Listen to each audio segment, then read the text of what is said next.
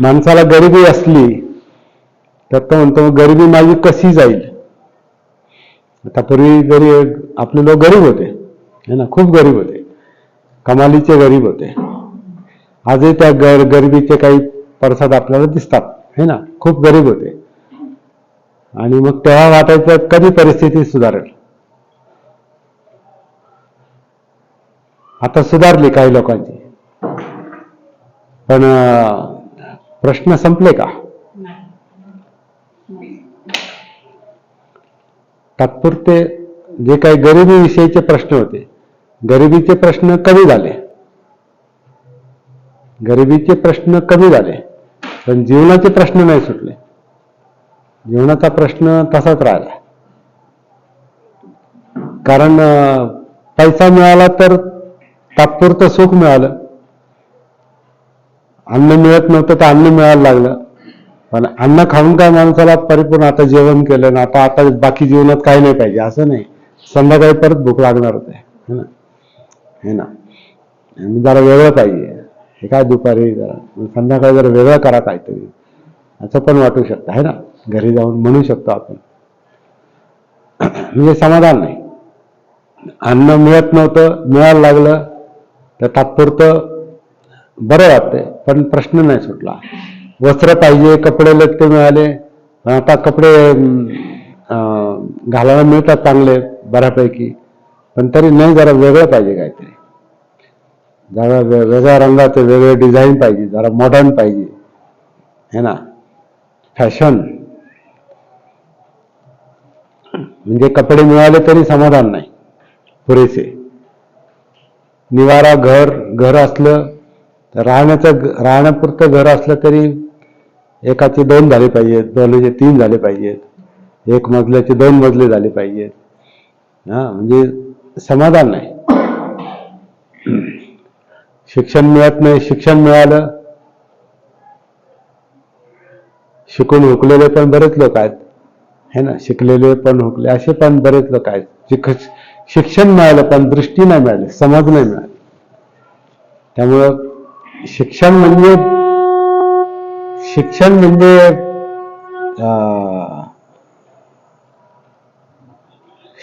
म्हणजे जीवनाचा प्रश्न सोडवण्याची अक्कल आली असं त्याचा अर्थ नाही.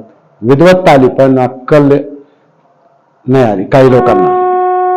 उलट काही लोकांना तर धम्मासारखा विषय, काही लोकांना आणि विशेषतः विद्वान लोकांना, हा काय गरज आहे त्याची. राजकारणी लोकांना काय गरज आहे म्हणतात त्याची.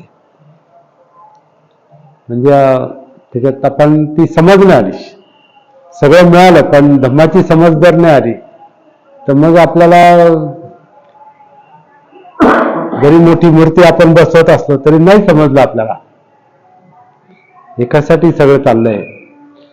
तर त्या बाबासाहेबांनाही माहिती होतं की यांना अन्न मिळालं तरी हे यांचे प्रश्न राहणार आहेत. वस्त्र मिळाले, निवारा मिळाला, शिक्षण मिळालं, सत्ता मिळाली, राजकारण जरी करता आलं, सत्ता मिळाली तरी यांचे प्रश्न राहणारच आहेत.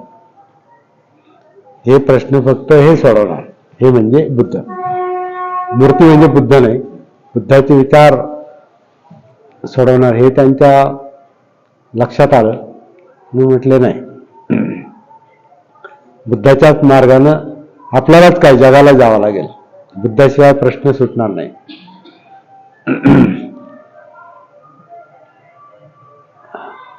याचा अर्थ असा आहे की जे आपण मटेरियल लाईफ जगतो, आपण जे भौतिक जीवन जगतो,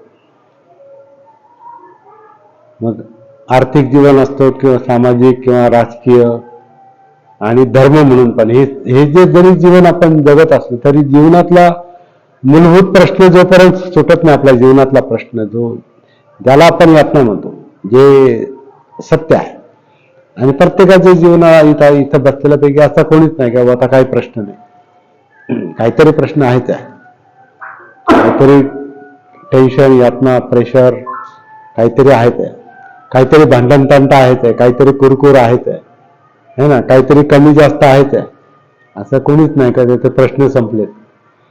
असं काय होतं, सगळं मिळून हे काय होतं.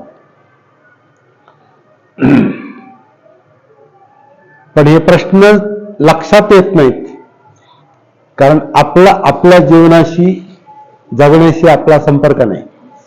आपला संपर्क बाह्य जगाशी आहे, म्हणजे काहीतरी मिळवण्याशी आहे. म्हणजे इच्छा आकांक्षा प्रश्न या पूर्ण करण्यामध्ये, इच्छा आकांक्षा पूर्ण करण्यामध्ये आपली शक्ती जाते आणि ते मिळूनही परत समाधान नाही, ठोकळी तशीच राहते. का?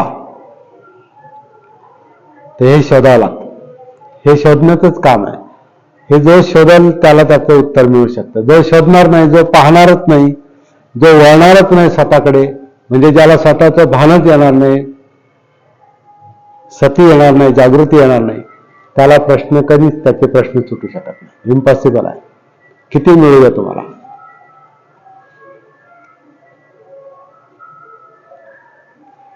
हे आपल्या समाजात जन्माला आलेल्या बाबासाहेबांना समजलं, राजपुत्र म्हणून ज्यांनी जन्म घेतला त्यांनाही समजलं. लक्षात, किती दोन टोकाची जीवन आहे ती. बाबासाहेब म्हणजे अस्पृश्य म्हणून जन्माला आलेला आपल्या समाजातला माणूस, तो कोणत्या पातळीवर जाऊन पोहोचला, तरी ते म्हणतात नाही, प्रश्न ह्यांनी सुटणार नाही. आपण किती उच्च पातळीवर गेलो, भौतिकदृष्ट्या, आर्थिकदृष्ट्या, सामाजिकदृष्ट्या, राजकीय दृष्ट्या, तरी जीवनातले प्रश्न तसेच राहणार आहेत. बुद्धाला काय अडचण होती? राजपुत्र माणूस, थोडी तडजोड केली असती शाक्य कोलियांच्या त्या युद्धामध्ये, थोडी तडजोड केली असते, होऊन जाऊ दे युद्ध, काय फरक पडतो. पण नाही ना, माणुसकीला शोभणार नव्हतं ते. शाक्य आणि कोलियांचं युद्ध म्हणजे आईकडचे लोक आणि बापाकडचे लोक. कोलिय म्हणजे आईकडचे लोक आणि शाक्य म्हणजे बापाकडचे लोक, आणि दोघांनी नदीच्या पाण्यावरून भांडायचं आणि युद्ध करायचं. तर युद्ध जिंकलं काय किंवा हरलं काय, दोन्हीकडे हारच आहे ना. आईकडचे लोक बापाकडच्या लोकांनी कापले किंवा आईकडच्या लोकांनी बापाकडचे लोक कापले. शहाण्या माणसाला प्रश्न पडतो ना. ते बुद्धाला प्रश्न पडला, सिद्धार्थ गौतमाला. म्हणून त्यांना शिक्षा म्हणून राज्यत्याग करावा लागला. शिक्षा म्हणून बाबासाहेबांच्या बुद्धांनी त्यांच्या धम्मामध्ये जे सांगितलंय, बुद्धांनी गृहत्याग केलाच नाही, माझं मत आहे. बुद्धांनी गृहत्याग, घर सोडून गेलेच नाही, त्यांना शिक्षा म्हणून राज्यत्याग करावा लागला.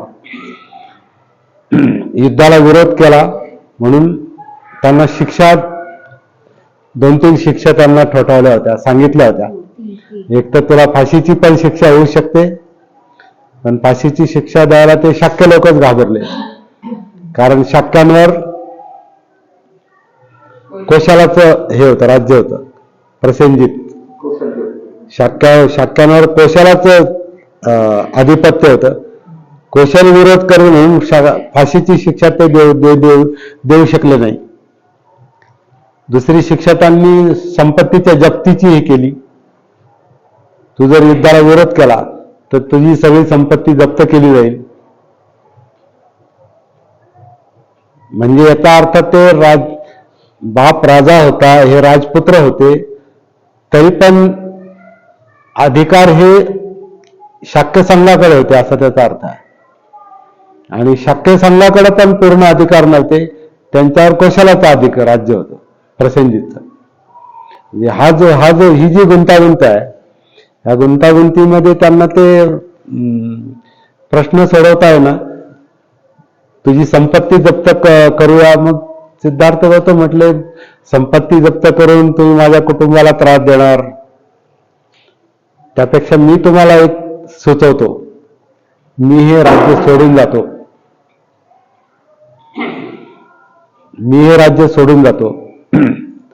आणि तिथेही राज्य सोडून जाताना ते म्हटले, तू असं राज्य सोडून गेला. आणि मग याची चर्चा झाली. मग मग मी काय म्हणतात, न सांगता, काय म्हणतात त्याला, न सांगता तर गेले नाही ते, पण मी असं फार त्याचा गाजा वगैरे होणार नाही असं करून मी जातो. मग घरामध्ये चर्चा केली आणि सोडायला काय कोणी तयार नव्हतं घरातले, पण ती शिक्षा म्हणून त्यांना ते राज्यत्याग त्यांनी स्वतःहून स्वीकारलेला आहे. राज्यत्याग केल्यामुळे गृहत्याग झालाय. पण शत्रूंनी त्याचा प्रचार असा केला की त्यांनी बायको मुलाला एकट्याला सोडून तो पळून गेला. तो पळपुट्या होता आणि त्याच्यामुळे आणि ते आतापर्यंत ते तसंच आहे. अजूनही काही लोकांना, मला आता बौद्धांमध्ये पण ती समज आली की नाही मला माहिती नाही, की त्यांनी गृहत्याग केलाच नव्हता. म्हणून बाबासाहेबांनी मुद्दाम ती गोष्ट, युद्धाची गोष्ट त्याच्यात टाकलेली आहे ग्रंथामध्ये. त्यांना हे सांगायचं होतं, गृहत्याग नाही केला तो. चर्चा करून गेलेले आहेत आणि स्वतः त्यांनी ते हे केलेलं आहे. ती शिक्षा त्यांनी घरच्यांना त्रास नको म्हणून त्यांनी स्वतः अंगावर ओढून घेतलेली आहे आणि स्वतः येऊन गेलेले आहेत ते. आणि मग नंतर बायको मुलाला कुठे घेऊन जाणार म्हणून तो आपापच गृहत्याग झाला. पण शत्रूंना ते ऐकतच कारण झालं आणि त्याचं विश्लेषण त्रिपिटकासारख्या ग्रंथात आहे. म्हणून बाबासाहेबांचा त्रिपिटकावर पण विश्वास नव्हता. त्रिपिटकानं, विशेषतः निकायांनी बुद्धांची शिकवण आणि बुद्धांचं चरित्र हे पझल बनवलेलं आहे. पझल शब्द वापरला त्यांनी मूळ इंग्रजी ग्रंथामध्ये. पझल मुद्दाम पझल बनवलेलं आहे. बुद्धांचं जीवन हे शिकवण, बुद्धांचं जीवन हे चरित्र आणि त्यांची शिकवणी गुंतागुंतीची मुद्दाम बनवलेली आहे की लोक कन्फ्यूज व्हावेत, लोक गोंधळून जावेत, बुद्ध बदनाम व्हावेत. आणि हे त्रिपिटकामध्ये हे घेतलेलं आहे. आणि आता बऱ्याचशा गोष्टी ह्या त्रिपिटकातली सूत्र वाचली तर ते लक्षात येतं, बुद्ध असं कसं बोलू शकतात, बुद्ध असं कसं सांगू शकतात. हे प्रश्न पडतात. म्हणजे ज्याला समजतं काय त्याच्यात गौड बंगाल, त्याला प्रश्न पडतात. ते गौड बंगाल बाबासाहेबांना सापडलं म्हणून त्यांनी वेगळा ग्रंथ लिहून लोकांना बुद्ध सांगण्याचा प्रयत्न केला. बाबासाहेबांचा बुद्ध जगातल्या कोणत्याच विद्वानांनी मान्य केला नाही, कोणीच नाही मान्य केला, आजही नाही मान्य करत. 60 लोकांना त्यांनी ते मॅन्युस्क्रिप्ट पाठवली, ती हस्तलिखित म्हणण्यापेक्षा कच्ची प्रत ज्याला म्हणतात, छापायच्या आधी, ग्रंथ छापायच्या आधी 60 विद्वानांना त्यांनी ती जगभरात पाठवली. कोणी त्याला उत्तर दिलं नाही. त्याला चांगलंही नाही म्हटलं आणि वाईटही नाही म्हटले. म्हणजे दुर्लक्षित केलं थोडक्यात बौद्ध जगतातल्या लोकांनी सुद्धा. का तर त्रिपिटकाला विरोध केला. गृहत्यागाचा मुद्दा त्यांनी युद्धावर नेऊन ठेवला. म्हणजे जे जगात जे बुद्ध मान्य होते लोकांना, बौद्ध राष्ट्रांना, त्याला त्यांनी विरोध केल्यासारखं झालं. म्हणून आता बाबासाहेब पण म्हटले, आमची वाट वेगळी आहे, आम्ही आमच्या वाटेने जाऊ, आम्हाला आमची वाट सापडलेली आहे. म्हणून आपला जो प्रश्न आहे ना हा वेगळाच आहे, हे आता लक्षात घेण्याची गरज आहे. आपला बुद्ध धर्म खरंच वेगळा आहे. हा कोणालाही समजू शकत नाही. कोणाला समजेल?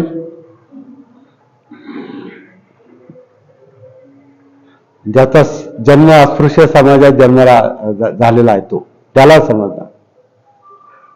कारण बाबासाहेबांचा प्रश्न त्याच्याशीच निगडित आहे आणि तो अस्पृश्यांशीच निगडित नाही, तो व्यवस्थेशी निगडित आहे. ज्यांनी बुद्धाला बदनाम केलेला आहे, ज्यांनी बुद्धांची शिकवण गोंधळात टाकणारी बनवा, ते कोण लोक आहेत आपल्याला माहिती आहे. ज्यांनी अस्पृश्यता निर्माण केलेली आहे धर्माचा आधार घेऊन, तो प्रश्न फक्त बाबासाहेबांना समजलेला आहे.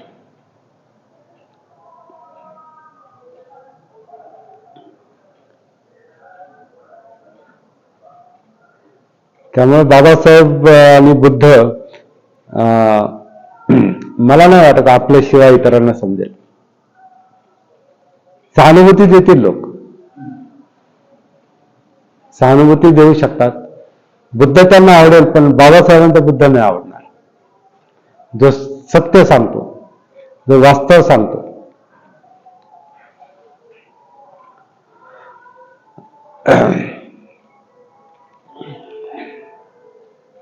आपली वाट वेगळी काय, असा एक प्रश्न आपल्याला विचारात घेतला पाहिजे. आपली वाट वेगळी काय?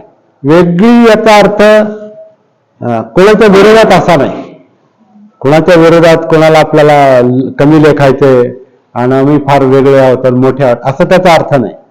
वेगळी याचा अर्थ असा आहे की भारतीय परिस्थितीमध्ये, इथल्या परिस्थितीमध्ये बुद्ध जे उदयाला आले, बाबासाहेब ज्या परिस्थितीमध्ये उदयाला आले, त्या परिस्थितीचं अवलोकन जे या परिस्थितीत जन्माला नाही आले, इथे जे जन्माला आले नाही त्यांना समजणं शक्यच नाही.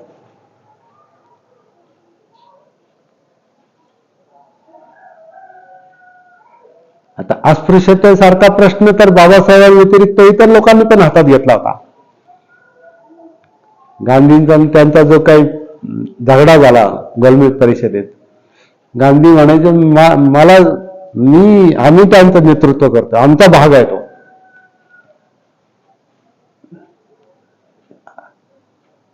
अस्पृश्य लोक हे आमचा भाग आहेत, हिंदू आहेत ते. मग बाबासाहेबांनी बहिष्कृत ही संकल्पना पुढे आणली. काही बहिष्कृत आहे ते टाकून दिलेले आहेत, तुम्ही बाहेर काढलेले आहेत, ते तुमचा भाग नाही, ते हिंदू नाहीच ते, जरी तुम्ही म्हणत असाल.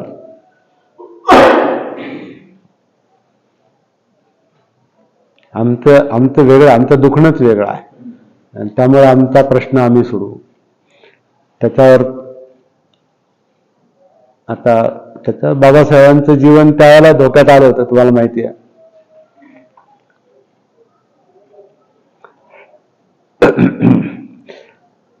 इतर अस्पृश्यता मिळवणं अगदी सावरकरांनी प्रयत्न केले, इतर लोकांनी प्रयत्न केले नाही का. काही सत्याग्रह कोणता, अनेक लोकांना सहानुभूती होती ह्या प्रश्नाबद्दल, अस्पृश्यतेच्या प्रश्नाबद्दल.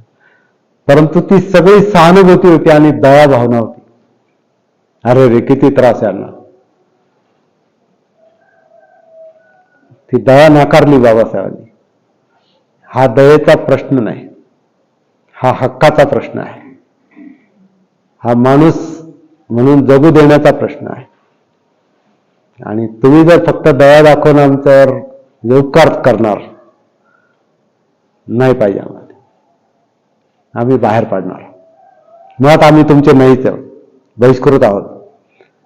त्यामुळे बाहेर पडतो याला काय अर्थ नाही, पण आम्ही बाहेरचेच आहोत तर आम्ही पूर्णच नाळ तोडणार. आणि ते केलेलं आहे. कोणाला समजू शकतो हा प्रश्न? आपल्याला समजू शकतो.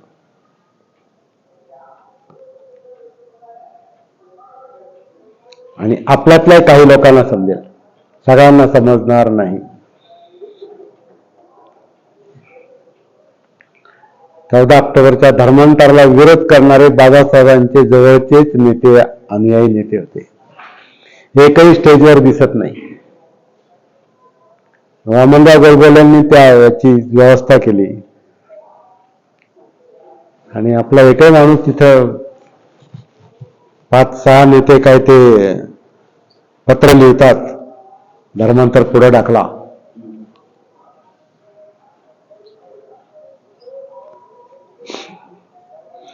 आर.डी. भंडारेंच्या मुलाकडे ते पत्र आजही आहे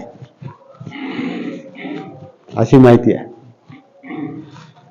तर त्यांचे कार्यकर्ते, भंडारेंचे कार्यकर्ते आता ते 86 वर्षाचे आहेत. ते म्हणाले मला आजही ते पत्र आहे.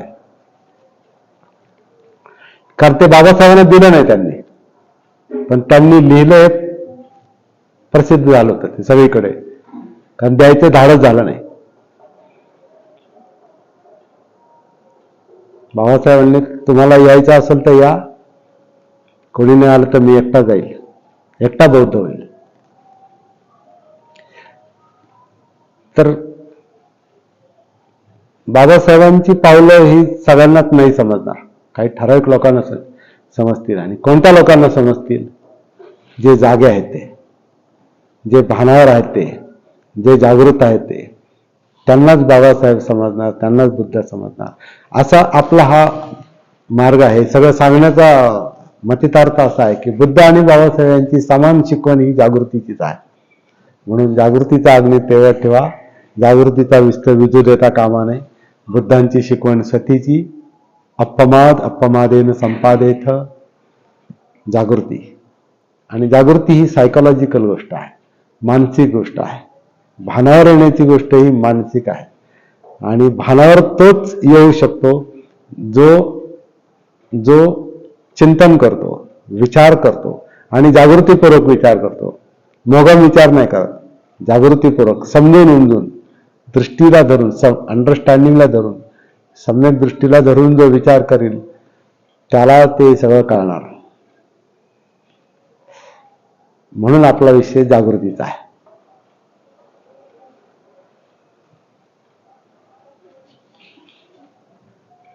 आणि ह्याला महत्व दिलं नाही तर मग काय होईल पुढे काही सांगता येत नाही. आत्ताच संविधानाची वाट लावायचं काम चालूच आहे, बाबासाहेबांना बदनाम करण्याचं काम चालूच आहे. बुद्धाला तर ते तर अभिमानानं सांगतात आम्ही बुद्धाला इथून हाकलून लावलं, आम्ही इथून बहिष्कृत केलं, बहिष्कृतच केलं बुद्धाला इथून. ते बाबासाहेब होते म्हणून बुद्ध इथं आलेत परत. बाबासाहेबांनी इथं बुद्ध आणले म्हणून गोयंका आले, सगरक्षित आले, ओशो थोडंफार बोलू शकला, नाहीतर इथल्या लोकांनी बोलू दिलं असतं का? शक्यच नाही, शक्यच नाही. त्यांनी ग्राउंड तयार करून दिलेलं आहे बाबासाहेबांनी. काय म्हणतात, जमीन नांगरून दिली, तिथं आयतं पीक घेतात. ठीक आहे, चांगली गोष्ट आहे. काही लोकांना काही अंशी त्याचा फायदा होतो, नाही असं नाही. परंतु बाबासाहेबांचे बुद्ध नाही समजले. जे जागृतीलाच शक्य आहे तो विषय आपण घेतलेला आहे. तर आपण जे बोलतोय हे जीवनाबद्दल बोलतोय, जगण्याबद्दल बोलतोय. आपला विषय मोगम आणि टाइमपासचा विषय नाही. आणि थोडक्यात आटोपणारा पण नाही. पण आपण आता असं समजू की आपण सुरुवात केली. या विषयावर मी 2000 पासून काम करतोय. 2000 साली मला एक सिंपल साधा अनुभव आला की श्वास आपण घेत नाही, आपण सोडत नाही. म्हणजे मी घेतो, मी सोडतो असं नाही. हे शरीर श्वास घेतं, शरीर श्वास सोडतं. तर त्या निमित्तानं ते आपोआपच ते असं काही नैसर्गिक अस्तित्व ज्याला म्हणतात ते लक्षात आलं. मी म्हटलं नाही, बुद्धांनी ध्यान नाही शिकवलं. हे असंच पहा, तसंच पहा, इथंच पहा, तिथं पहा, काउंटिंग करा, नाका खाली पहा. न, हे नंतरच्या लोकांनी निर्माण केलेलं आहे. हे बुद्धांनी करून पाहिलेलं आधी. सिद्धार्थ गौतमांनी. बुद्धांना बुद्धगय जे सापडले शेवटी, तेव्हा सती जागृतीचा मुद्दा आहे असं मला वाटतं. सगळं बंद केलेलं आहे, काय नाही. सगळं जेवण खावण केलं, सुजाताने दिलेलं अन्न घेतलं, त्याच्यातही ते विरोधक ठरले. पंचवर्गीयांनी त्यांना नाही बोलायचं याच्याशी असं ठरवलं होतं, पण त्यांना ते धाडस झालं नाही. पण जेवण खावण केलं आणि मग जे काही बसले चिंतनाला, विचार करायला, काय राजपुत्र होतो तेव्हा दुःख यातना, आता एवढ्या तपश्चर्या केल्या, एवढी ध्यानं केली, एवढ्या आत्मक्लेशाच्या तपश्चर्या केल्या की त्यांच्यासारखा तपस्वी त्या काळात दुसरा कोणी नव्हता. एवढ्या टोकाची तपश्चर्या करून अगदी मृत्यूजवळ येऊन ठेपलेला, सुजाताने अन्न द्यायच्या अगोदर चक्कर येऊनच पडले होते ना. म्हणजे ह्या टोकाला येऊन दुःख तिथंच राहिलं, प्रश्न कुठं सुटलाय? तपस्या पुष्कळ केली, ध्यान पुष्कळ केलं, तात्पुरतं शांतता मिळते, पण प्रश्न नाही सुटत. तात्पुरता प्रश्न काय म्हणतात, आता मोठा आजार असेल नुसते डॉक्टरने पेन किलर दिल्याने नाही प्रश्न सुटणार ना, त्याला ते मुळापर्यंतच जावं लागेल. तसं काही ध्यान साधनं ह्या पेन किलर सारख्या आहेत की शांतता मिळते पण जागृत नाही होत. मन सत्तापर्यंत जात नाही मन ते गेलं पाहिजे. म्हणून 10-10, 20-20, 30-30, 40-40 वर्ष, 50 वर्ष ध्यान करणारे लोक अजूनही ते म्हणतात ध्यान लागत नाही. लागणारच नाही. ते मुळावर काम नाही केलं. चित्त भरकटतं का हा मुख्य प्रश्न आहे. चित्त एकाग्र होतं की नाही हा नाही प्रश्न महत्वाचा. चित्त एकाग्र तेव्हाच होईल जेव्हा भरकटणं बंद होईल. चित्ताचं भरकटणं बंद झालं, मनाचं भरकटणं बंद झालं तर मन शांत होणार आहे. आणि शांत मन आपोआपच एकाग्र होतं. तुम्ही मनाचं भरकटणं तसंच चालू ठेवणार, ते समजून घेणार नाही, त्याचं भान ठेवणार नाही आणि मुद्दाम तिसरा त्याच्या बाहेरचा विषय घेऊन त्याच्यावर तुम्ही मन लावणार आणि ध्यान करणार, तर तात्पुरतं तुमचं मन समाधीतही जाऊ शकतं. पण ती समाधी मिथ्या समाधी आहे, ती सम्यक समाधी नाही. एका टोकाला ते जाऊ शकतं पण ते ध्यान संपलं का परत ते मूळ पदावर येत आहे. म्हणून ध्यान लागत नाही. कारण ते जिथं पाहिजे तिथं गेलोच नाही आपण, तिथं कामच नाही केलं. आपण मन दुसरीकडे गुंतवलं. आता बहुतेक ध्यान कुठेतरी मन गुंतवण्याचीच आहे. तुमच्या देवधर्म पण मन गुंतवण्याचाच विषय आहे ना. मग कोणी अल्लात गुंतवल, कोणी कोरोनात गुंतवल, कोणी येशूत गुंतवल, बायबलमध्ये गुंतवल, नाहीतर तुमच्या ह्याच्यात आहेत शीख लोकांचं, हिंदूंचं तर 33 कोटी ठिकाणी मन गुंतवलं. त्या ठिकाणी 33 कोटी कदाचित लोकसंख्या असेल म्हणून 33 कोटी ठिकाणी मन गुंतलं लोकांचं. आता 130 कोटी झाले. 130 कोटींचे ती आता समजा आपण त्याच्यातून वजा केले तरी कोटीभर लोकांचे कोटीभर देव आहेत आणि तिथं त्यांचं मन गुंतलेलं आहे. तरी पण ते प्रश्न सुटत नाही. म्हणून नवीन नवीन मंदिरं निर्माण करायला लागतात. दुसऱ्यांची पाडून का होईना पण नवीन शांत नाही सापडू शकत. तुम्ही दुसरीकडे मन गुंतवताय. मन इकडे वळालं पाहिजे. आत्तदीप भव, स्वतःकडेच वळालं पाहिजे. स्वतःमध्ये ते प्रज्वलित झालं पाहिजे. मग ते लाईफ कळतं, जीवन कळतं. भानावर आल्यानं सतीमुळे ते शक्य आहे अशी एक मला तरी खात्री आहे. आता हा विषय कोणाच्या विरोधात जाण्याचा नाही हे पण आपण लक्षात घेतलं पाहिजे. कोणाच्या चुका काढण्याचा हा विषय नाही.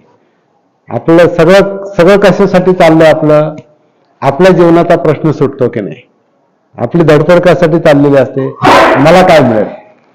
आपण काय कोणाला दाखवण्यासाठी शिक्षण घेतो का, कोणाला दाखवण्यासाठी नोकरी करतो का, कोणाला दाखवण्यासाठी आपण काय नाही करत. आपल्याला समाधान कशातून मिळेल, आपला प्रश्न कसा सुटेल. तसं धम्माच्या मार्गावर आपण काय कोणाला दाखवण्यासाठी थोडंच आपण ह्याच्या मागे जाणार आहे. आपला प्रश्न सुटला पाहिजे. तो प्रश्न बुद्धांनी कशा पद्धतीने सोडवला असेल ही गोष्ट हरवलेली आहे. ती बाबासाहेबांच्या लक्षात आली पण त्यांना पुढे विश्लेषण करायला त्यांना आयुष्य नाही मिळालं. पण त्यांनी संकेत दिलेला आहे. जसा हा युद्धाचा संकेत आहे. गृहत्याग नाही केला, पळून नाही गेलेले किंवा आणखीनही काही चर्चा केल्या त्यांनी बुद्धांनी त्यांच्या धम्मामध्ये.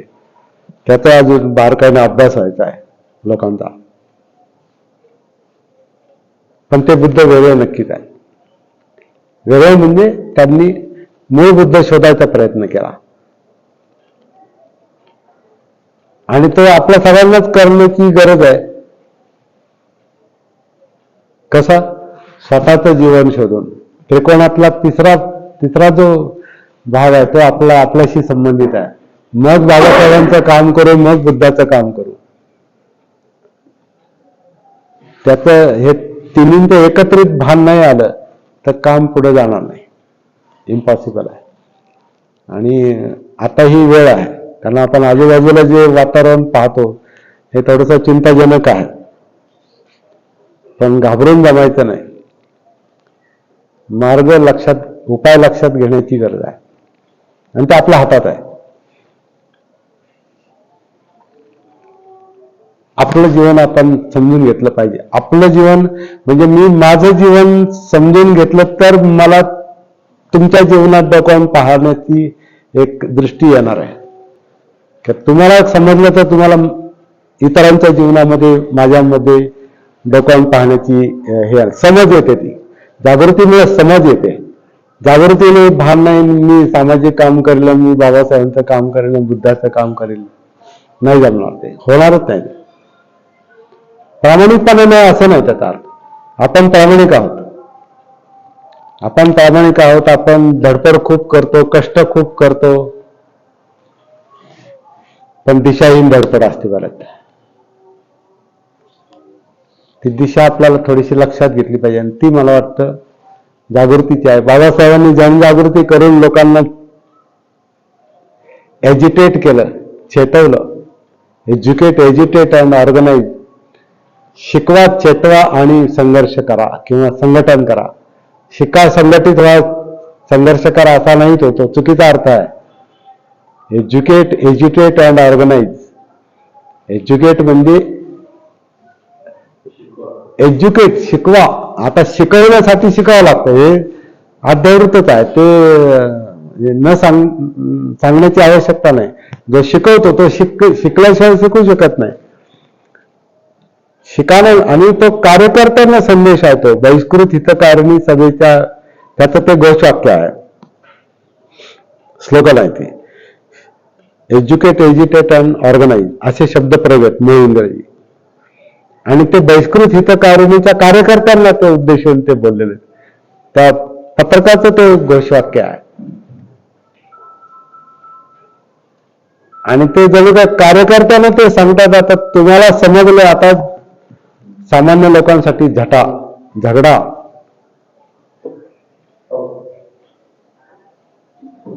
शिकवा, सांगा, चेतवा, एज्युटेट. आणि हे चेतवा म्हणजे जागृती आहे. जागृती निर्माण करा.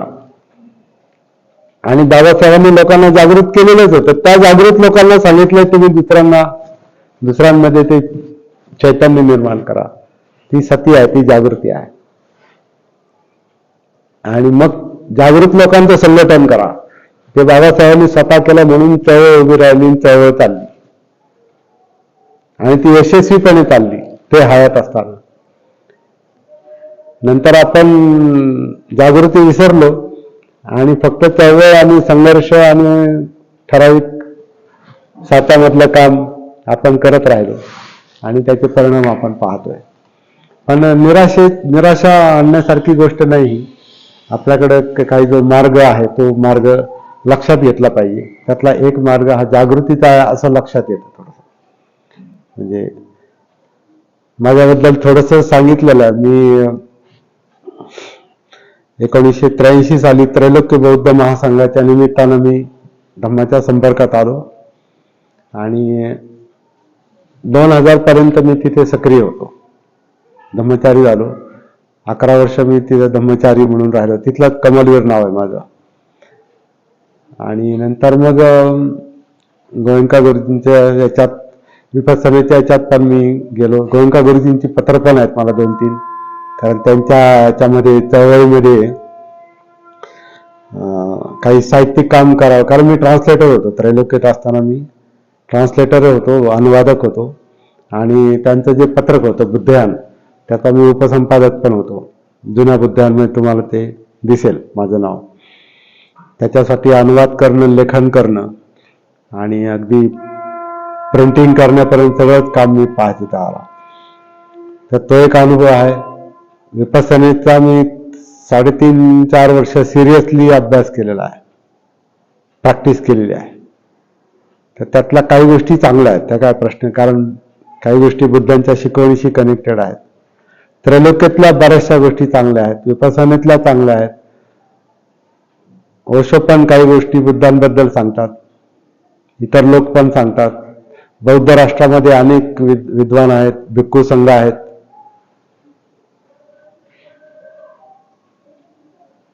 पण मग का एकत्रित का नाहीत?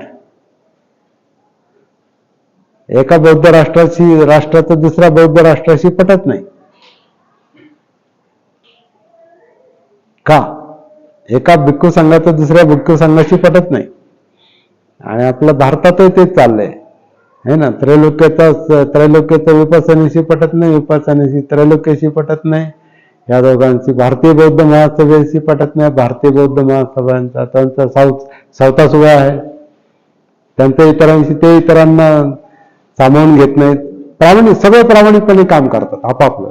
पण आपापलं एकच बुद्ध सांगायचे, एकच बाबासाहेब सांगायचे आणि वेगवेगळे. तर मग हे समाजामध्ये हा चुकीचा मेसेज जातोय, कारण ते मूळ समजलं नाही. आणि नुसता प्रामाणिकपणा महत्वाचा नसतो. प्रामाणिकपणे तर वारी करायला जाणारे लोक आहेत, मैली पायी जातात. त्या हिमालयात कुठे जातात ते, कोणत्या देवीच्या यात्रेला, किती कष्ट घेतात ते, किती वैष्णोदेवी, किती कष्ट घेतात, किती खर्च करतात. इकडे बालाजीला जातात, सगळीकडे प्रामाणिक आहेत ते. 5-5 वेळा नमाज पढणारे प्रामाणिक लोक आहेत है ना. येशूची प्रार्थना करणारे सगळं हे प्रामाणिक लोक आहेत. पण प्रामाणिक लोक म्हणजे दृष्टी असा नाही त्याचा अर्थ. तर मुख्य नुसता प्रामाणिकपणा नाही महत्वाचा, दृष्टी, समज, अंडरस्टँडिंग महत्वाची आहे. आणि त्याला धरून प्रयत्न महत्वाचे आहेत. तर मला वाटतं हा एक मुद्दा, आता हा योग्य आहे की अयोग्य आहे याच्यावर तुम्ही मत देऊ शकता. आणि अर्थात काही अनुभव घेतल्यानंतर तुम्ही त्याला, आणि विरोध करण्याची पण एक ताकद पाहिजे. बाबासाहेब क्रिटिसिझमला फार महत्व द्यायचे. विरोध करणं हे लोकशाहीचं द्योतक आहे. जो नुसतं सत्ताधाऱ्यांचं काय म्हणतात ना, लांगुल चालन करतो आणि विरोध करण्याचं धाडस करत नाही, तर सगळं काय म्हणतात ना, सब गोलंकार, सगळं चांगलं आहे.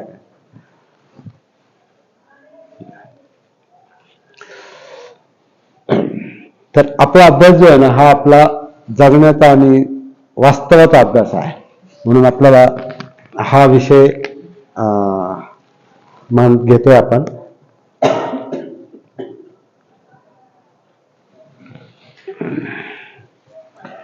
तर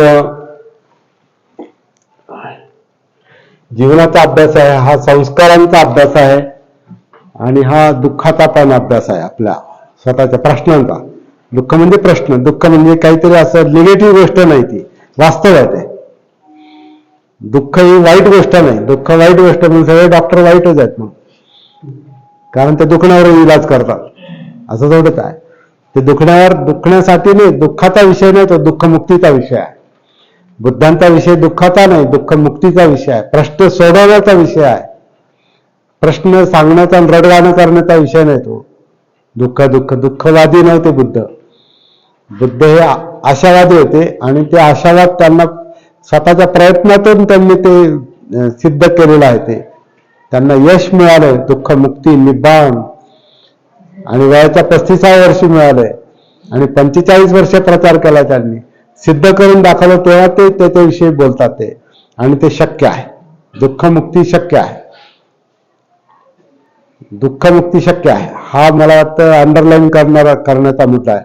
आपण स्वतःला जर हे विचारलं की मला दुःखमुक्ती मिळू शकते का, तिथे जर आपल्या मनात प्रश्नच असाल फक्त की मला नाही वाटत मिळू शकेल म्हणून, मग नाही बुद्ध लक्षात आले, कळालेच नाही. आणि मग बाबासाहेब पण नाही कळाले. दुःखमुक्ती शक्य आहे, हे सिद्ध केलेलं आहे. आणि आपण आपल्या पातळीवर कसं सिद्ध करू शकतो, ही गोष्ट महत्वाची आहे. आणि जो सिद्ध करेल तो दुसऱ्याला सांगू शकतो. अगदी तुम्ही म्हणजे 100% सिद्ध करण्याची वाट बघायची गरज नाही. जेवढं कळतं तेवढं तरी आपण बोललं पाहिजे. म्हणजे आधी ते अनुभव घेतला पाहिजे आणि ते बोललं पाहिजे. तो प्रचार आहे. तर आपल्याला संस्कार समजून घ्यायचे आणि संस्कार ही सापेक्ष गोष्ट आहे, रिलेटिव्ह गोष्ट आहे की आपण प्रत्येक जण विशिष्ट संस्कारामुळे घडतो. प्रत्येकाचं जीवन वेगळं आहे. प्रत्येकाचे आईवडील वेगळे आहेत. प्रत्येकाचं जन्माच्या वेळची परिस्थिती वेगळी आहे. भले 2 भावंड असू द्या किंवा बहीण भाऊ असू, प्रत्येकाची परिस्थिती वेगळी आहे. त्याच्यानंतर प्रत्येकावर होणारे संस्कार वेगळे आहेत. ती परिस्थिती वेगळी आहे. प्रत्येकाचं शिक्षण वेगळं आहे. प्रत्येकाची काय म्हणतात राहण्यात आपला रहिवास जी वस्ती जगतात जिथं आपण राहतो ती परिस्थिती वेगळी आहे. नातेवाईक वेगळे आहे. शिक्षण वेगळं घेतलेलं आहे. नोकऱ्या आपण वेगळ्या करतो. सगळं वेगळं वेगळं आहे. प्रत्येकाचं वेगळं आहे. राहणीमान आपलं प्रत्येकाचं वेगळं आहे. ठीक आहे, आता सगळे शर्ट पॅन्ट साड्या घालतात किंवा पंजाबी ड्रेस घालतात, तो भाग वेगळा. पण संस्काराच्या दृष्टीने पाहिलं तर आपण सगळेजण वेगवेगळे आहोत. आणि म्हणून प्रत्येकाचं दुःख वेगळं आहे. तुमचं दुःख आहे, माझं दुःख नाही. माझं तुमचं नाही. तुमचं आहे, माझं आहे. सिद्धार्थ गौतमांचं सिद्धार्थांचं वेगळं होतं, बाबासाहेबांचं वेगळं होतं. त्यांचं दुःख आपलं दुःख नाही. त्यांची परिस्थिती वेगळी होती, आपली वेगळी आहे. प्रत्येकाचं दुःख वेगळं आहे. त्यामुळं दुःखमुक्तीसाठी होणारे प्रयत्न प्रत्येकाचे वेगळे आहे. म्हणून दरेकाला समजून घेतलं पाहिजे. जसं दरेकाला दीक्षा द्यावी, तसं दरेकाला म्हणजे स्वतःला समजून घेतलं पाहिजे. दरेकाने दुसऱ्याला नाही, दरेकाने स्वतःला समजून घेतलं पाहिजे. तर ते समजून घेणं हे सती जागृतीनं शक्य आहे. आपण संस्कार म्हणजे काय हे थोडंसं आपण पाहूया. हा जो आपण त्रिकोण म्हणतोय, बुद्ध, बाबासाहेब आणि आपण, हा त्रिकोण आपल्याला जो साधायचा आहे, तर आपल्याला आपल्या जीवनाविषयी, आपल्या परिस्थितीविषयी, पूर्व परिस्थितीविषयी, पूर्व संस्कारांविषयी, विशेषतः सामाजिक संदर्भातले जे संस्कार आहेत, आपल्या आईवडिलांचे, त्यांच्या आईवडिलांचे, त्याचे काही पडसाद आपल्या मनावर आहेत. म्हणून आपण दलित आणि हे सुरुवात केली. सुरुवातीपासून आपण मी म्हणजे कोण, तर मी म्हणजे आपण लगेच दलित किंवा बहिष्कृत अशा अर्थानं आपण असे शब्द वापरून आपण जी सुरुवात केली, ती आपली आयडेंटिटी आहे, ते आपले संस्कार आहेत. त्याचे काही पडसाद आपल्यावर आहेत. आता आपण जरी पूर्वीसारखे अस्पृश्य नसलो तरी आपल्या आईवडिलांमुळे किंवा आपल्या नातेवाईकांमुळे, आपल्या परिस्थितीमुळे आपल्यावर जे संस्कार झालेले आहेत ते आपल्याला ओळखले पाहिजे, ते पाहिले पाहिजे. कारण त्याच्यामुळे आपलं मन विचलित आहे. त्याच्यामुळं आपला कॉन्फिडन्स लूज आहे. आपण स्वतःला दलित समजत असू तर दलित, वंचित आपण समजत असू तर आपण आपली मनस्थिती खालावणारच आहे, ती उंचावणार नाहीच. कोण आहे मी दलित आहे याच्यात काय स्वाभिमान आणि काय उभारी आणणारी गोष्ट आहे? मी वंचित आहे, काय उभारी आणणारी गोष्ट आहे? खच्चीकरण करणारी गोष्ट आहे ती. जसं मी ब्राह्मण आहे असं म्हणण्यात अहंकार आहे, तसा मी दलित म्हणण्यामध्ये न्यूनगंड आहे. हे दोन्ही पण प्रॉब्लेमॅटिक मानसिकता आहेत आणि दोन्ही समाधानी नाही, सुखी नाहीत, राहू शकत नाही. त्या मी मधून बाहेर पडलं पाहिजे. पण त्याच्यासाठी त्या मीचं भान आलं पाहिजे, सती आलं पाहिजे. तर या मी मध्ये जो आहे ना, त्यात आपलं जीवन आहे. आणि जीवनाचे जे 4 खंड सांगितलेत म्हणजे आपल्या अस्तित्वाचे, ते बुद्धांनी 4 सांगितलेले आहे. ते म्हणजे आपली काया आहे, आपलं शरीर आहे, भौतिक शरीर आपल्याला दिसतं, त्याला आपण मी म्हणतो ना. आपण जेव्हा मी म्हणतो तेव्हा आपण याला हात लावतो, काय मी शरीराला हात लावतो म्हणजे याच्यात मी पाहतो आपण, है ना. या मी मध्ये आपल्या अस्तित्वामध्ये, आपल्या जीवन जगण्यामध्ये मी मध्ये आपलं शरीर असतं. हे शरीर ही काया जिवंत आहे. आपण जिवंत आहोत ना. जिवंत का आहोत? जाणवतं म्हणून जिवंत आहोत. दृढ असतो तर नाही जाणवणार. जिवंत आहोत हे जाणवतं, मी जिवंत आहे किंवा तुम्ही जिवंत आहात. तुमची हालचाल पाहून तुम्ही माझी हालचाल, हा जिवंत आहे, है ना. जाणीवा. तर काळानंतर मग त्याच्यामुळे जाणीवा येतात. त्याला पालीमध्ये वेदना म्हटलेला आहे. हा, फिलिंग आपण मगाशी पाहिलं. याला मराठीमध्ये चांगला शब्द आहे जाणीवा. हा शब्द मला फार आवडतो, कारण याच्यामध्ये जाण आहे. जाणीव, जाणणं, बोध, बोधी, हा त्या जाणीवेमध्ये सामावलेला शब्द आहे. म्हणून आपल्या अस्तित्वामध्ये काय आहे? जाणीव आहे, जिवंतपणा आहे. आणि या जाणीवांमध्ये, या वेदनांमध्ये सुख दुःख आहे. सुख वेदना, दुःख वेदना. आता ज्यांना पालीचा अभ्यास आहे किंवा बौद्ध धर्मात थोडाफार माहिती आहे, त्यांनाही माहिती आहे. आपल्या जाणीव, आपल्या फिलिंग ज्या आहेत ह्याच्यामध्ये एक तर सुख जाणवतं, नाही तर दुःख जाणवतं मुख्यतः. पण तिसरी पण एक वेदना आहे, तिसऱ्या पण जाणीव आहेत. त्या मूर्छित आहेत. त्या कारण त्याच्यात तीव्र दुःख नाही किंवा तीव्र सुख नाही, पण काहीतरी जाणवतं. त्याला असुख, दुःख म्हणजे दुःखरहित किंवा सुखरहित. पण त्या मूर्त नाहीत. हा, त्या फिलिंग आहेत, पण त्या मूर्छित आहेत. मोहावस्था आहे त्याच्यामध्ये कारण काही कशाच्या तरी निमित्ताने सुख होतं आणि कशाच्या तरी निमित्ताने दुःख होतं. निमित्त नसेल तर मूर्छित, म्हणजे त्या जाणीवा ज्या आहेत ह्या असे जाणवत नाहीत, पण काहीतरी आहे. जसं आता बसलो, आता आपण सुखाचा अनुभव करतो की दुःखाचा अनुभव करतो? असं जर आपण स्वतःला प्रश्न विचारला, सुखी आहोत की दुःखी आहोत आत्ता आपण या क्षणी, तर सुख असेल समजा, काही बसून कळ लागलेली असेल किंवा घरी जायची घाई असेल किंवा जेवण जास्त झालं आणि झोप लागली आणि इकडं तर ऐकायचंय आणि ऐकू तर देत नाहीत मन, कारण त्याला काम दुसरं दिलंय, है ना. शरीराला काम जिरवायचं दिलंय, आता ते तिकडं चाललंय सगळं. मग इथं पोहोचत नाही, रक्तप्रमाण टुकली लागते आणि मग जाग आले, अरे बापरे मला तर ऐकायचं आहे, काय सांगितलं मध्ये कोणाला माहिती. तर ते पण एक दुःखदायक गोष्ट आहे. म्हणजे सुख दुःख आपल्याला बसल्या क्षणी आपल्याला ते अनुभवाला येऊ शकतं. किंवा तिसरं जे आहे हे न्यूट्रल, किंवा म्हणजे सुखही नाही दुःख नाही अशी पण भावना असू शकते. तर आपल्या मीचा, अस्तित्वाचा हा पहिला भाग आहे. दुसरा हा आहे. तिसरा जो आहे त्याला जे सुखदुःखाचं कारण आहे त्याला चित्त म्हटलेलं आहे. आता चित्त म्हणजे जे चेतवतं ते, पेटवतं ते, हे चित्त. आता चित्त मध्ये चेत आहे. चेत पासून चेतना आहे, जे चेतवतं, पेटवतं. जो पेटवतो तो अग्नी आहे. जो पेटवतो तो अग्नी आहे. म्हणून चित्ताला चित्ताग्नी म्हटलेलं आहे.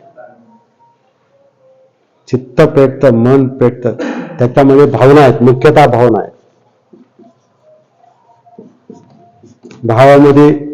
भावनामध्ये भव आहे. भव म्हणजे बनणे. असं माणूस बनतो. माणसामध्ये भावना निर्माण झाला तर, रागाची भावना निर्माण झाली तर तो पेटतो, है ना. त्याच्यामध्ये काही पाहिजे असल्याची वखवक असतात तर तो त्याने पेटतो, पळत सुटतो. काहीतरी मिळालं, हे करायला पाहिजे, आज इथं हे मिळेल, आज तिथं ते मिळेल, हे घ्यायचंय ते घ्यायचंय, असं पाहिजे तसं पाहिजे. आणि दुसऱ्या बाजूला नको, हे नको, ते नको, तसं नको. हे चित्त जे आहे ना, हे पाहिजेमुळे पेटतं किंवा नकोमुळे पेटतं. म्हणजे लोभामुळे पेटू शकतं. आता टोकाचं पाहिजे असेल, म्हणजे टोकाचा लोभ असेल, टोकाचं पाहिजे असेल तर तो लोभ आहे, आणि टोकाचं नको असेल तर तो द्वेष आहे. कारण जे पाहिजे पाहिजे पाहिजे तर गरज म्हणून पाहिजे असली ही गोष्ट वेगळी, पण गरज संपली तरी पाहिजे आणखीन पाहिजे, तर मग त्या गरजेतून पुढे मग लोभ जन्म घेतो आणि मग त्याला अंत नाही. जर तो लोभ भानावर नसेल तर, त्या चित्ताला सती नसेल तर. द्वेष हे नको, याला हटवा. आता नको उचलून बाजूला ठेवलं किंवा बाजूला केलं तर तेवढ्यापुरतं ठीक आहे, पण नको नाही ते नकोच, ते हटवा, ते उचला, त्याला ते नष्ट करा, खतम करा, त्याला कत्तल करा, त्याला बहिष्कार टाका त्याला. म्हणजे त्याचा द्वेष जो आहे, नकोची जी भावना आहे ती एवढा टोकाला जाते, मग युद्धावर येतो माणूस. नकोच, अस्तित्वच नष्ट करा. तर हे चित्ताचं काम आहे.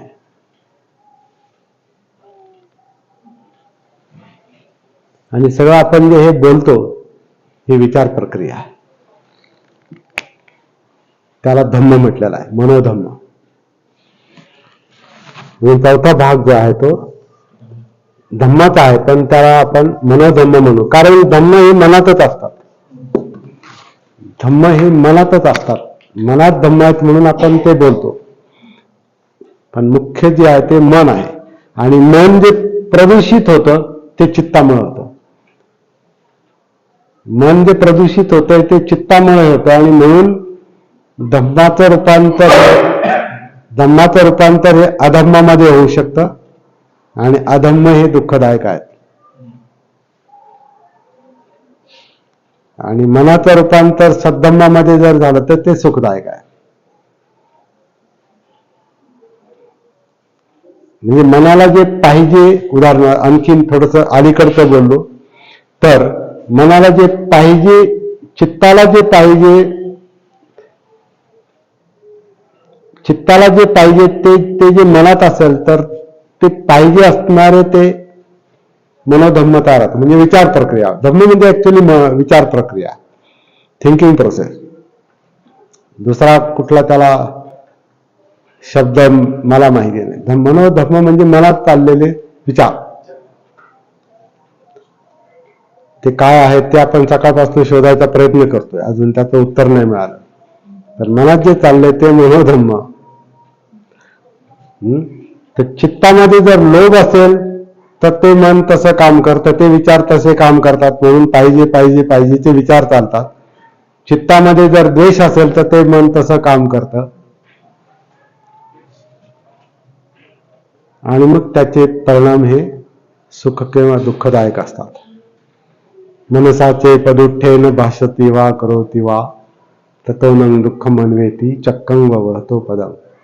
चित्तानुसार जर मनामध्ये प्रदूषण निर्माण झालं, लोभ द्वेषाचं प्रदूषण, तर त्याप्रमाणे ते मन काम करतं, त्याचा परिणाम सुख किंवा दुःखामध्ये होतो. हे आयुष्य, हे आपल्या जीवनाचे 4 खंड आहेत. आता याला जेव्हा आपण सती जोडतो, प्रत्येक गोष्टीला जेव्हा सती जोडतो, म्हणजे जागृती, ह्या पातळीवरची जागृती, ह्या पातळीवरची जागृती सती, चित्ताच्या पातळीवरची सती, आणि धम्माच्या पातळीवरची सती.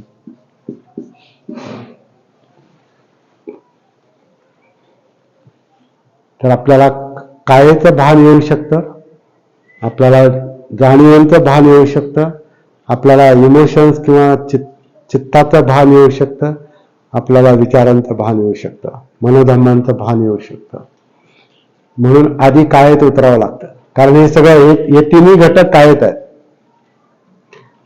एक स्थूल काय आहे, आणि हे 3 मिळून ज्याला आपण जिवंतपणा म्हणू किंवा कॉन्शियसनेस, याला सगळं आपण कॉन्शियसनेस म्हणजे इंग्रजी शब्द जर माहिती असेल, पण हा जिवंत म्हणजे आपल्या याच्यामध्ये काय आहे आणि ती जिवंत आहे, याच्यात जाणीव आहे, त्याच्यात जिवंतपणा आहे. आणि ही काया आहे. काया ही भौतिक आहे, स्थूल आहे, आणि ते मॅटर आहे, ते भौतिक आहे. आणि याच्यामध्ये चित्त आहे, मन आहे, हे माइंड, वेदना, चित्त, मनोधम्म ही एनर्जी आहे, ही शक्ती आहे. ही शक्ती ह्या कायेमध्ये आहे. तर हे सगळे जे काही गुंतागुंत आहे ही अनुभवायची असेल तर आधी कायेमध्ये उतरावं लागतं. आणि कायेमध्ये जर उतरायचं असेल तर सोपा मार्ग जो बुद्धांनी सांगितला आहे तो ही काया जी आण करते आतल्या आत, त्याची सती ठेवा, आण सती. जेव्हा आण असेल तेव्हा आण सती, जेव्हा अपान असेल तेव्हा अपान सती, अनापान सती. अनापान सती म्हणजे आण आत्ता, आणि हे वर्तमानातलं काम आहे. आत्ताचा आण किंवा आत्ताचा अपान. सती जागृती हे वर्तमानातलं काम आहे, आत्ताचं काम आहे, मागचं पुढचं काम नाही. जागृती वर्तमानातलीच असते, मागची पुढची नाही. कारण जे होऊन गेलं त्याच्याबद्दल काय जागृत राहणार, संपलं, ते गेला, भूतकाळ जमा झाला. जे येणार आहे ते अजून आलं नाही, त्याची काय जागृती ठेवणार. जागृती सती आपण ठेवू शकतो ती वर्तमानाचीच, आत्ताचीच. त्याला म्हणलेलं आहे भानावर येणं. आणि जेव्हा आपण भानावर येतो मग आपल्याला हे अस्तित्व, जीवन कळतं. मग तिथं मी असलेला कळतो, नसलेला पण कळतो. आलं लक्षात. मग ह्याच्यामध्ये असलेलं सुख आणि दुःख जे आहे हा प्रॉब्लेम आहे आपला. आपला सुख प्रॉब्लेम नाही, पण सुख जे थांबत नाही, राहत नाही, टिकत नाही, तो प्रॉब्लेम आहे. म्हणजे ते दुःखच आहे परत. म्हणजे सुखात पण दुःख दडलेलं आहे. प्रॉब्लेम दुःख आहे. म्हणून आपलं काम हे वेदनांच्या पातळीवर आहे, जाणीवांच्या पातळीवर आहे. जिवंतपणा जाणवला पाहिजे. म्हणून कायेत उतरलं पाहिजे. आणि कायेत उतरण्यासाठी आपल्याला आन सती, अपान सती, आणि हे काम वर्तमानात चाललेलं आहे.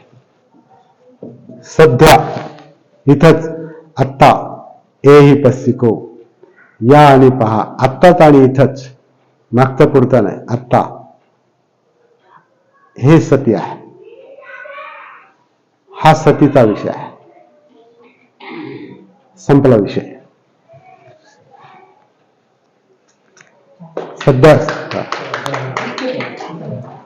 सध्या पुरता संपला. हा, सध्या पुरता संपला. सध्या पुरता संपला. चालू.